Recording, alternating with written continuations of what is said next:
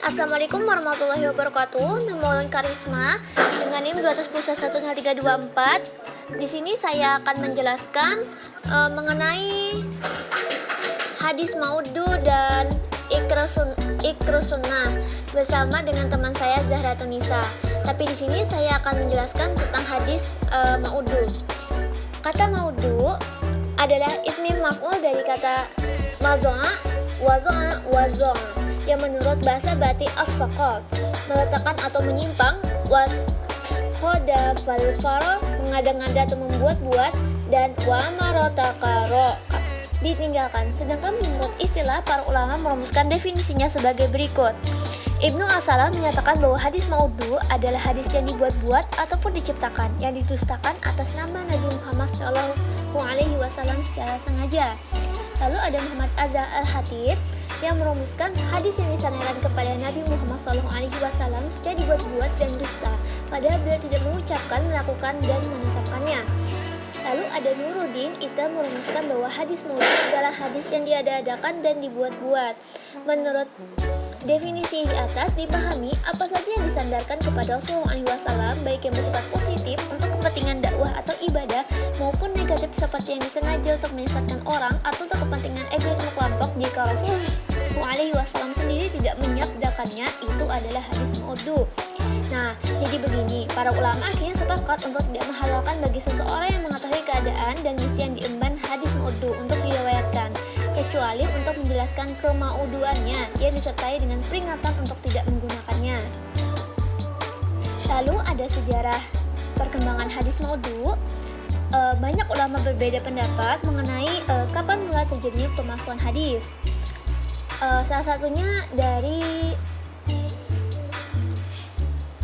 H.R. Bukhari atau Abu Hurairah. Di sini dia memberikan pemahamannya mengenai barang siapa berdusta terhadapku, maka hendaklah ia siap untuk menduduki tempat duduknya dalam neraka.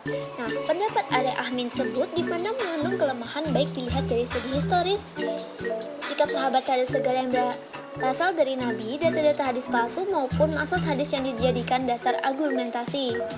Lalu ada juga pendapat dari kalangan jumhur ulama yang berpendapat bahwa keadaan hadis pada zaman Nabi sampai sebelum terjadinya pertentangan antara Ali dan Muawiyah masih terhindar dari pemalsuan.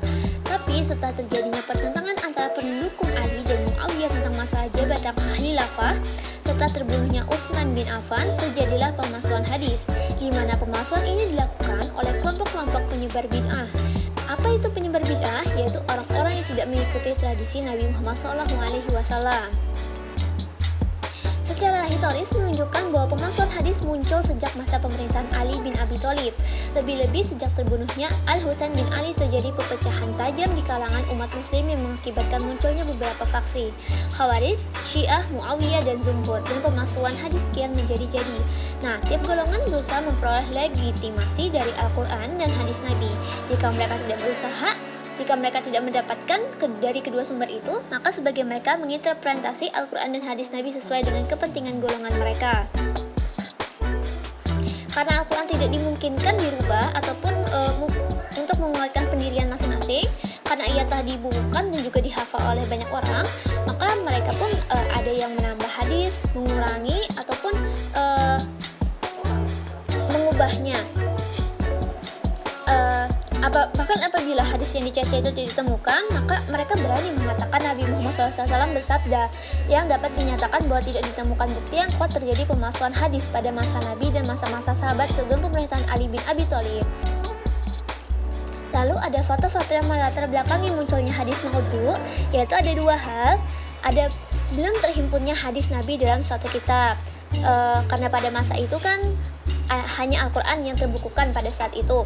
Lalu kedudukan hadis sebagai sumber ajaran Islam, di mana keadaan ini dimanfaatkan secara tidak bertanggung jawab oleh orang-orang tertentu. Mereka membuat hadis palsu berupa pernyataan-pernyataan yang mereka katakan bersumber dari Nabi, padahal Nabi sendiri tidak menyatakan demikian. Pemalsuan hadis tidak hanya dilakukan oleh orang-orang Islam, melainkan juga dilakukan oleh orang-orang non-Islam, karena dengan tujuan untuk menentukan Islam dari dalam. Karena mereka itu didorong atas tujuan karena pertikaian politik yang dimulai dari umat muslim pada masa pemerintahan Ali bin Abi Thalib. lalu ada primordialisme, ada fanatisme mazhab, fikih dan kalam hadis maudu yang dimana tercipta dari para pengikut mazhab baik dari bidang fikih ataupun ilmu kalam, yang dimana mereka menciptakan hadis-hadis maudu dalam upaya mendukung dan menguatkan pendapat baik dari hasil ijtihad dan pendirian imam mereka. Lalu ada pembuatan cerita daripada ahli cerita yang mana marak pada akhir masa pemerintahan Harun al-Rashid, di mana menjamur, dan mereka itu menggunakan suatu kisah untuk menarik simpati orang banyak dengan membuat cerita itu berasal dari sabda Nabi demi untuk menguatkan kandungan dari kisah atau cerita yang cenderung bersifat berlebihan atau tidak masuk akal. Lalu ada pendekatan pada para penguasa. Kalian bisa baca sendiri di makalah.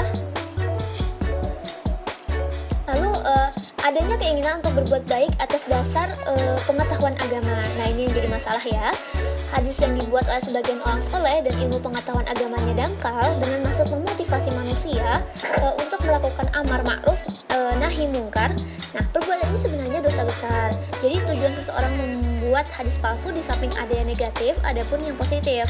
Namun apapun latar belakang dan tujuannya, pembuatan hadis palsu pun tetap merupakan perbuatan tercela dan menyesatkan. Lalu bagaimana cara mengetahui hadis maudu palsu? Astagfirullah. Kita harus melihat dari tanda-tanda periwayatnya. Lalu apakah itu sesuai dengan fakta sejarahnya? Lalu apakah dari periwayat yang dikenal oleh semua orang itu pendusta atau tidak? Lalu di sini ada tambahan dari tanda-tanda matan, di mana kerancuan redaksi atau makna hadis periwayat yang mengaku meriwayatkan hadis dengan makna, kemudian menyampaikannya dengan susunan kalimat yang rancu. Lalu tidak terdapat dalam hafalan para periwayat dan kitab-kitab hadis. Dia menyalahi ketentuan-ketentuan yang ada dan bertentangan dengan petunjuk Al-Quran. Ada pembagian hadis maudu, kalian bisa baca sendiri karena banyak sekali. Lalu ada hukum hadis maudu, di mana secara mutlak meriwayatkan hadis-hadis palsu itu hukumnya haram bagi mereka yang sudah jelas mengetahui bahwa hadis itu palsu ya. Bagi mereka yang meriwayatkan dengan tujuan memberitahu pada orang bahwa hadis ini palsu, maka itu tidak dosa ya. Nah, sedangkan mereka yang tidak tahu sama sekali kemudian meriwayatkannya, mengamalkannya karena mereka memang tidak tahu, jadi mereka tidak berdosa. Akan tetapi pada saat mereka sudah mendapatkan penjelasan dari orang ataupun orang yang memiliki ilmu atas pengetahuan dari hadis ini dan menganggap bahwa hadis ini palsu, maka hendaklah ditinggalkan. Karena kalaupun diamalkan dari sana pun, maka hukumnya tidak boleh. Nah, ada kitab-kitab yang memuat hadis maudu, ada kitab Tazkirah, kitab Al-Madhu At-Kubra, kitab Al-Ba'is Al-Khilash, dan kitab Silsilah Al-Hadis Al-Daifah wa Ad-Duhan. Sekian dari saya, terima kasih. Saya akhiri dan saya akan kembalikan kepada teman saya Zahra Tunisa. Bismillahirrahmanirrahim. Assalamualaikum warahmatullahi wabarakatuh. Saya Zahra Tunisa Rahmadiana dengan 200101110224 akan melanjutkan presentasi kami tentang hadis maudu dan ingkar sunnah. Di sini saya akan menjelaskan mengenai ingkar as-sunnah. Yang pertama yaitu pengertian ingkar as-sunnah. Secara etimologi, kata ingkar sunnah terdiri dari dua kata, yaitu ingkar dan sunnah. Kata ingkar berasal dari akar kata bahasa Arab angkara yungkiru ingkaran, yang mempunyai beberapa arti, diantaranya tidak mengakui dan tidak menerima baik di lisan dan di hati, bodoh atau tidak mengetahui sesuatu, atau antonim kata al-irfan, dan menolak apa yang tidak tergambarkan dalam hati. Dalam pandangan Al-Askari, beliau membedakan antara makna al-ingkar dan al-juhdu. Kata al-ingkar terhadap sesuatu yang tersembunyi dan tidak disertai pengetahuan, sedangkan al-juhdu terhadap sesuatu yang tampak dan disertai dengan pengetahuan. Dengan demikian, bisa jadi orang yang mengingkari sunnah sebagai hujjah di kalangan orang yang tidak banyak pengetahuannya tentang ulumul hadis. Dengan berlandaskan dari beberapa arti kata ingkar di atas, dapat disimpulkan bahwa ingkar secara etimologis diartikan menolak, tidak mengakui dan tidak menerima sesuatu baik lahir dan batin atau lisan dan hati yang dilatar belakangi oleh keyakinan dan lain-lain. Sedangkan kata sunnah adalah jalan yang dilalui oleh orang-orang dahulu kemudian diikuti oleh orang-orang belakangan. Tata cara dan tingkah atau perilaku hidup, baik perilaku itu terpuji maupun tercela, juga dapat berarti tata cara baik maupun buruk. Kemudian ada sejarah tentang ingkar as-sunnah. Pertanda munculnya ingkar sunnah sudah ada sejak masa sahabat, ketika Imran bin Husain yang wafat pada 52 Hijriah sedang mengajarkan hadis. Seseorang menyela untuk tidak perlu mengajarkannya, tetapi cukup dengan mengajarkan Al-Quran saja.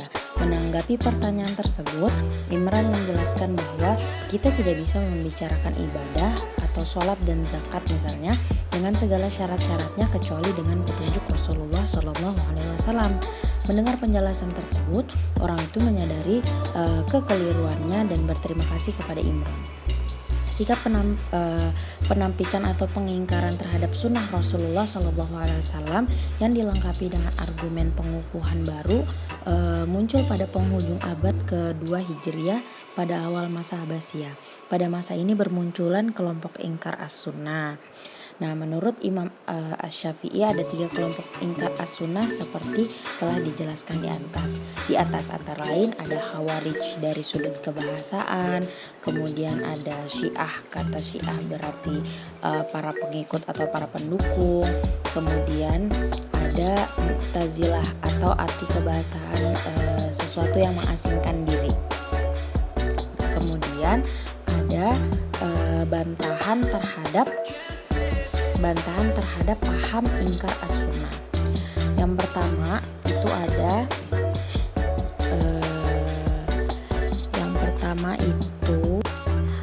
yang mengenai syubhat pertama.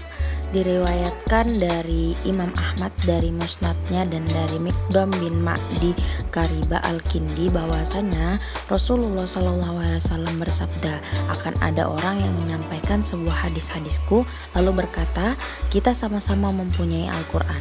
Apa yang kita temui di dalam Al-Quran itu halal, maka kita halalkan, dan apa yang kita temui di dalamnya haram, maka kita haramkan. Sesungguhnya apa yang diharamkan oleh Rasulullah SAW itu seperti apa yang diharamkan juga oleh Allah Subhanahu Wa Taala. Nah, awal munculnya kelompok ini pada abad ke-2 Hijriah. Orang yang pertama kali menentang kesesatan ini adalah Imam Asy-Syafi'i rahimahullah. Beliau menulis satu bab khusus di dalam kitab Al-Um mengenai bantahan-bantahan terhadap kesesatan mereka yang mengajak meninggalkan sunnah dan hanya berpegang kepada Al-Quran. Adapun dalil-dalil yang mereka anggap memperkuat hujjah mereka untuk mengingkari sunnah, diantaranya Abdullah Zakralwi berkata, sesungguhnya Al-Quran itu mencakup segalanya, apa-apa yang dibutuhkan dalam agama ini secara jelas. Sebagaimana Allah Subhanahu wa Ta'ala berfirman dalam Quran surah Al-An'am ayat 38 yang artinya tidak ada sesuatu pun yang kami luputkan di dalam Al-Quran, dan dalam Quran surah An-Nahl ayat 89 yang artinya dan kami turunkan kepada kitab Al-Quran yang menjelaskan segala sesuatu. Ketika Al-Quran sudah mencakup segala sesuatu, mengapa kita masih membutuhkan sunnah, ya kan? Nah, jawabannya adalah bahwasanya Al-Quranul Karim itu mencakup dasar-dasar agama dan kaidah-kaidah hukum secara umum dan menjelaskan sebagian hukum-hukum itu secara jelas. Namun, sebagian lainnya tidak didapati penjelasannya melainkan dari sunnah Rasulullah SAW. Allah Subhanahu wa Ta'ala berfirman dalam Al-Quran surah An-Nahl ayat 44 yang artinya, dan kami turunkan kepadamu az-zikr atau sunnah untuk menjelaskan Al-Quran yang diturunkan kepada manusia, mudah-mudahan mereka berfikir. Kemudian bahwasanya apa yang difirmankan Allah Subhanahu wa Ta'ala dalam Al-Quran untuk menjaga kalam-kalamnya tak sebatas pada Al-Quran saja, namun maksudnya adalah syariat Allah atau Al-Quran dan syariat dari Nabi yang diutusnya, yaitu kalimatnya lebih umum dibandingkan Al-Quran saja atau sunnah saja. Adapun dalilnya seperti firman Allah Subhanahu wa Ta'ala dalam Quran surah An-Nahl ayat 43, yang artinya, maka bertanyalah kepada orang yang mempunyai pengetahuan jika kamu tidak mengetahui. Tidak diragukan lagi bahwa Allah menjaga sunnah Nabi sebagaimana Allah menjaga Al-Quran Al-Karim. Diceritakan bahwa Imam Syafi'i sedang duduk di Masjidil Haram dan berkata pada jamaah, tidak ada sesuatu pun yang kalian tanyakan kepadaku, melainkan jawabannya terdapat di dalam Al-Quran. Lalu seseorang datang dan bertanya, apakah haram hukumnya membunuh lalat? Lalu beliau menjawab, tak apa. Lalu seorang laki-laki bertanya lagi, apa dalilnya ada di dalam Al-Quran? Lalu beliau menjawab, Allah Subhanahu wa Ta'ala berfirman, apa yang disampaikan oleh Rasulmu, maka ikutilah. Demikianlah pemaparan materi tentang hadis maudhu dan ingkar sunnah yang dapat kami sampaikan. Kami memohon maaf apabila ada kesalahan kata yang kami sengaja maupun yang tidak kami sengaja. Sesungguhnya kesempurnaan hanya milik Allah. Jika terdapat kesalahan itu datangnya dari saya, dari kami sendiri. Kami berharap semoga materi ini dapat bermanfaat serta dapat memberikan keberkahan di kehidupan kita. Amin ya rabbal alamin. Saya tutup. Wabillahi taufiq wal hidayah. Wassalamualaikum warahmatullahi wabarakatuh.